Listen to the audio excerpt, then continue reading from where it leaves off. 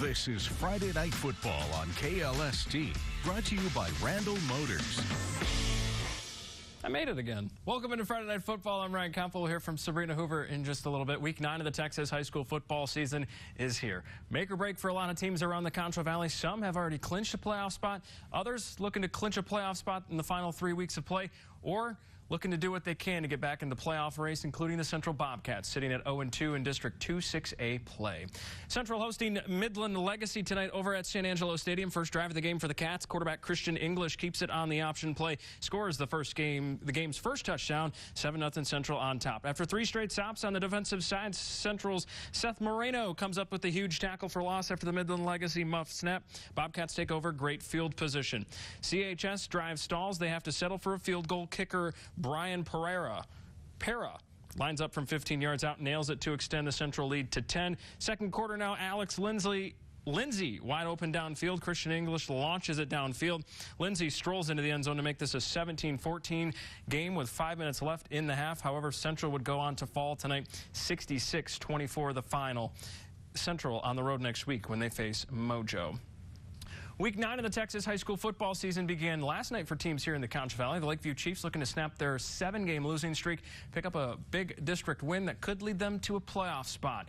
Lakeview hosting Big Spring last night over at San Angelo Stadium. First drive of the game, Steers quarterback Gavin Padron tosses to Kavion Ford, cut past some defenders, sneak his way into the end zone for 6. Steers on top. Big Spring recovers a fumble. Here comes Ford capitalizing on the opportunity. Bulldozing his way into the end zone, his second score of the evening last night. And if it ain't broke, don't fix it. Ford cuts to the outside, extends their lead to 21-0. This kid has been counting all fingers all night. Big night for him. Chiefs in desperate need of a touchdown. 4th down. Jalen Chavez keeps it himself. Finds the end zone to give Lakeview their first score of the night. However, Lakeview falls last night. Their hopes of a playoff spot all but gone now. 63-43. Big Spring wins it last night. Down to District 3A, Division 2 we go. It's been smooth sailing so far for the defending district champs, and the Wall Hawks through their first 2 district games, allowing just 6 points. First time in 2 weeks, Wall is home, welcoming TLCA San Angelo to Clayton Wysoon Field. First quarter, Wall strikes first. Design quarterback keeper Gunnar Dillard takes it himself for the 5-yard score. Wall up 7-0. Still in the first, more from the Hawks ground game. Dillard with the pitch out to Briggs Jones. At first, you don't see him. Then you do. He goes zooming by the camera for the score. It's now 14-0 Wall. If one was good, more is better. Dillard yet another QB design run, his second score of the night, 22-0 after the 2-point conversion. The Hawks go to the air this time. Dillard drops back, finds a streaking Landon Beals down the sideline. The long touchdown pitch and catch extending their lead. All Wall in this one, setting up a district title game next week when they travel to Early. Also in District 3A Division 2 this evening, the Brady Bulldogs looking to avenge their loss last week at the hands of Early. And they do that defeating Ballinger, erasing a 13-0 deficit to win 34-27 to get to 2-1 in district play. Also inching their way closer to locking down one of the 4 playoff spots in this district. Bulldogs hosting Grape Creek next week. A win would lock them into postseason play. Also in District 2-3 action tonight over at Eagle Stadium. Grape Creek still looking for their first win in the season. Be put on hold for another week. The Early Longhorns come to town. They remain unbeaten in district play. As mentioned previously, Grape Creek travels to Brady next week. Our KLST game of the week here in Week 9, a battle of the only 2 undefeated teams in District 14 2A Division 1. Both Mason and Junction looking to remain unbeaten, taking a huge step towards a district title.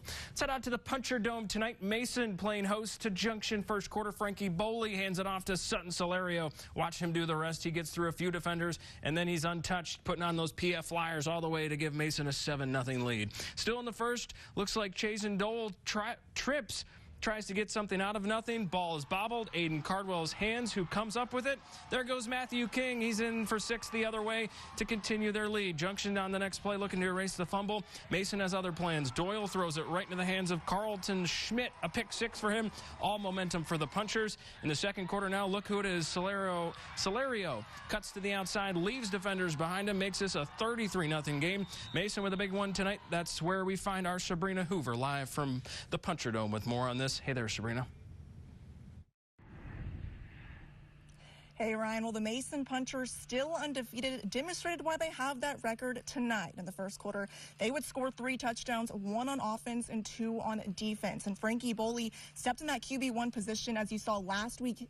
After Carlton Schmidt went down, he would step in, and Carlton Schmidt just excelled on defense tonight. He would actually be in the quarterback position in the fourth quarter. So just head coach Michael McLeod making that arrangement with just both of them. And also head coach told us earlier this week that just to expect a different puncher team to come out tonight, and man, was he right. Defense came out big and offense just played spectacular. Final score here, 53-13 Mason. Mason will go on to play Stockdale next week, while Junction will play in their final district game against Johnson City next. Reporting from the Puncher Dome, I'm Serena Hoover. I'll send things back to you, Ryan. This live shot is sponsored by AFCO Steel. Thanks for that report, Sabrina. All right, we got to take our first break of the evening, halfway through our 11-man highlights and scores from tonight. Coming up, though, the Miles Bulldogs looking to make it 2 straight district wins tonight, hosting TLCA Abilene as they inch their way towards clinching a playoff spot. Stay with us. You're watching Friday Night Football right here on KLST.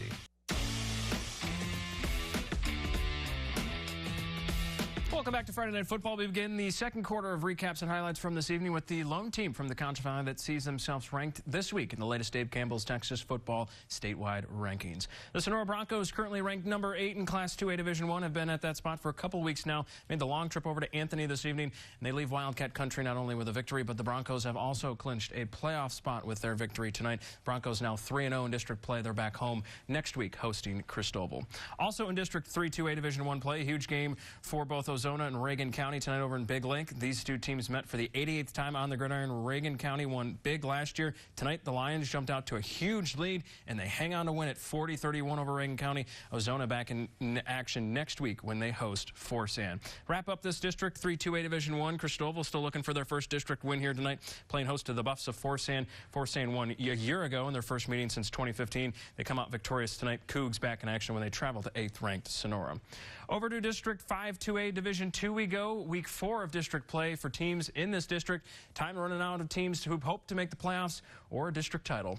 We'll start our highlights tonight over in Sterling City. The Eagles hosting El Dorado tonight. This one a battle of Eagles. El Dorado making some moves first. QB Omar Barajas with the QB sneak tush push in for 6, 7-0 El Dorado. Sterling City looking to respond back. Ty Turner looking downfield, connects with Canyon McCabe to move the sticks down the field for the Eagles. 1st and 10.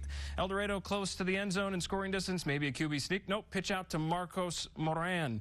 He's in, takes a hit and follows the way into the end zone. Before the half, though, Sterling City pressing downfield. Turner finds his man McCabe. Again, puts the footwork to make the Eagles downfield. El Dorado, though, coming away with the victory tonight, 24-0 over Sterling City. Also in District 5 2A Division II tonight, Water Valley still searching for their first district win of the year, facing Iran, who still doesn't have a win as well. Iran won last year 10-8. It's Water Valley, though, this year. They win at 28-13. This is actually a final now. Wildcats back in action one final time next week, hosting McCamey to end their season. Over to the final 11-man district here in the Concho Valley, District 6 2A Division II. The Miles Bulldogs picked up their first district win a week ago, defeating Hamlin. This week, Miles looks to make a big step towards making a playoff spot as they're back home tonight.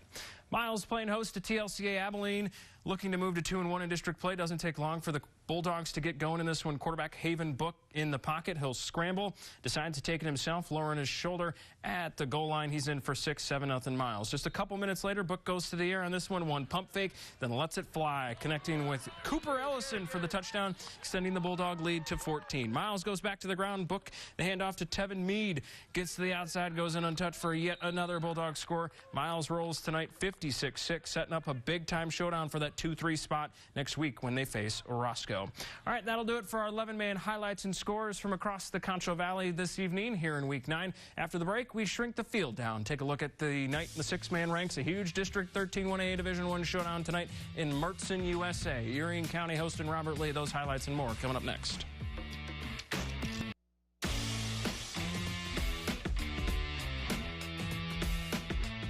Welcome back into Friday Night Football. We begin our six-man highlights and recaps tonight with a district showdown in District 13 1A Division 1. The final two teams undefeated meet tonight. The winner, the driver's seat for a potential district title. We head out to Mertzen, USA. The Hornets hosting the Steers of Robert Lee tonight early first. Hornets strike first. The pitchback, Wyatt Morris, gets to the outside. He'll shed off a tackle. He'll tiptoe down his sidelines, and he's in for the score. 8-0 Erie County. Robert Lee answers, though. Braden Sherwood gets the pitchback, goes right up the middle, reaches over the goal line, and it's a touchdown to make it 8-8. Steers would take their first lead of the game in this one with some trickery. Brenner Sherwood with a great ball to someone he's quite familiar with, Braden Sherwood. The pitch and catch makes it 16-8 Robert Lee. Erie County down 20-8. Till it's Morris again, right up the seam, gets some great blocking ahead of him, and he's gone. The Hornets remain undefeated tonight with the score over Robert Lee. The back-to-back title hopes alive and well for IC. Also in District 13 1A tonight, crucial game for both Menard and Very Best. First possession for the Falcons here in this one. It's Clyde Hallmark with the misdirection. Turns on the burners, makes one man miss, makes another man miss. He has his eyes set on the prize. That's the end zone. He'd stroll in for the first touchdown, putting Very Best on the board first. After the extra point is good, the Falcons line up for the onside kick. Ball bounces off the Menard player, and the Very Best Falcons, Clyde Hallmark, recovers it to get his team the ball back in the first. Yellow Jackets defense steps up here with the play. John Michael Eggleston and Brandon Spinks comes up with a huge tackle for loss behind the line of scrimmage. Hallmark, can you do something for me? Hey, rolls out left, puts it on the money to Peyton Larson for the touchdown. All Very Best in this one, 58-8 the final. District play began for both District 13 1A Division 2 and 14 1A Division 2. Three teams from these two districts here in the Concho Valley beginning their quest to the playoffs. After a 3-3 non-district finish to this season, Blackwell Hornets began district play tonight.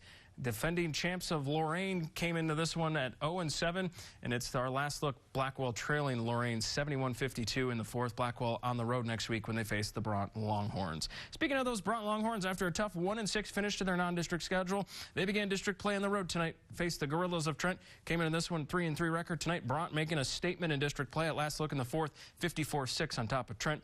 Bront hosts Blackwell next week in a crucial game for both teams. The final Concho Valley team to begin district play tonight, the Paint Rock Indians, looking to find themselves in the playoffs for the first time since 2015 and a possible first district title since way back in 2011. Tonight, after a 4-3 finish to non-district play, the Indians hosting the defending champs and Rising Star from a year ago, who finished non-district slate at 4-2. Tonight at last check, Rising Star on top of Paint Rock, 54-6 in the fourth. The Indians are back in action next week at home to face Moran. Excuse me, one final break tonight on Friday Night Football, but when we come back, take a look at some big games for next week. That's Week 10. Got a couple of district championships up for grabs, some teams looking to avoid being eliminated from playoff contention, all that and more. That's next.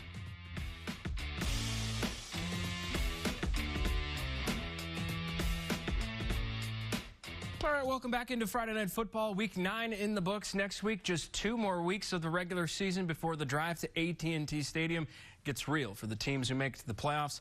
Let's take a look at some spotlight games for Week 10 next week.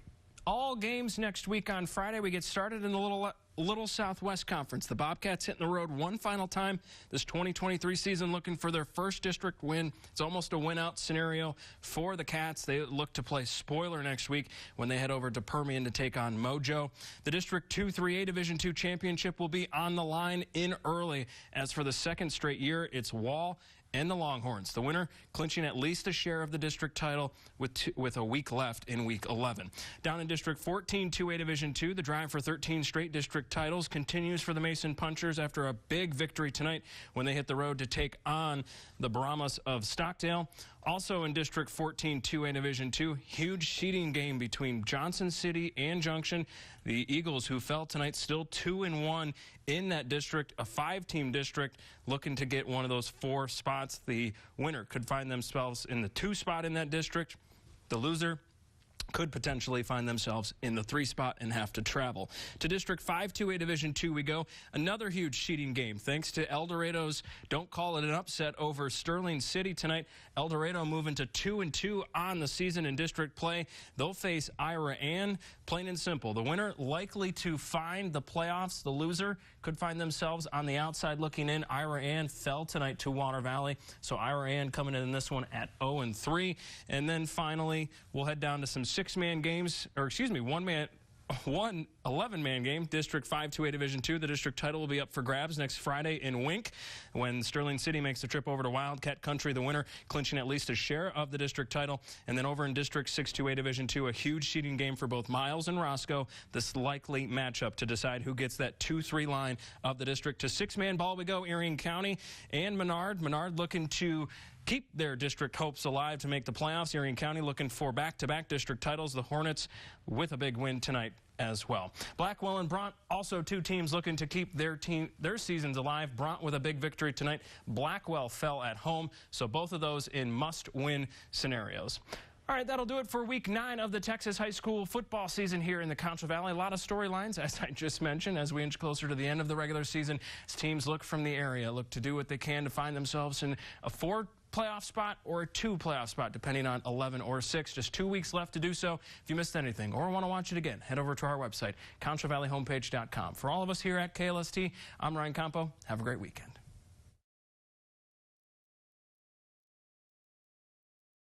Catering for Friday Night Football is provided by Chick-fil-A.